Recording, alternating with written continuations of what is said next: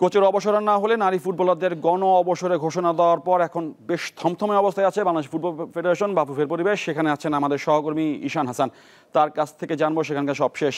ঈশান, ঈশান আজকে কিন্তু খেলোয়াড়দের, ঈশান আপনি কি আমাকে শুনতে পাচ্ছেন? ঈশান, আজকে আমাদের মেয়েদের অনুশীলন শুরু হওয়ার কথা রয়েছে এবং শুরু করার কথা এবং অনুশীলন করছে কিনা?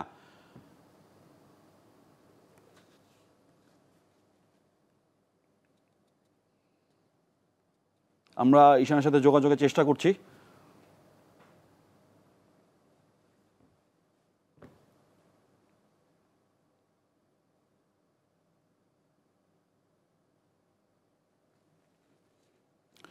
ঈশান, আজকে আমাদের মেয়েদের অনুশীলন শুরু করার কথা, কেমন আজকে অনুশীলন শুরু করেছি বা কিনা বা কখন শুরু হবে কিছু জানেন কিনা আমাদেরকে জানান সবশেষ সেখানকার খবর।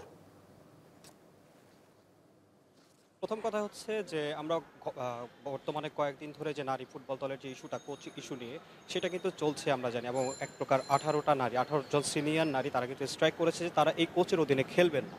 এবং যদি এরকমটা হয়ে থাকে এবং পরবর্তীতে এই কোচই যদি চালিয়ে যেতে থাকে, তাহলে তারা কিন্তু বলেছে গণ অবসরেও চলে যাবে। তবে সব থেকে বড় ইন্টারেস্টিং বিষয় হচ্ছে যে আজকে সকালবেলায় প্রথমবারের মতো বঙ্গবন্ধু স্টেডিয়ামে যারা জুনিয়র আছে এরকম 12-13 জনকে নিয়ে কিন্তু আসলে অনুশীলন আজকে করেছে।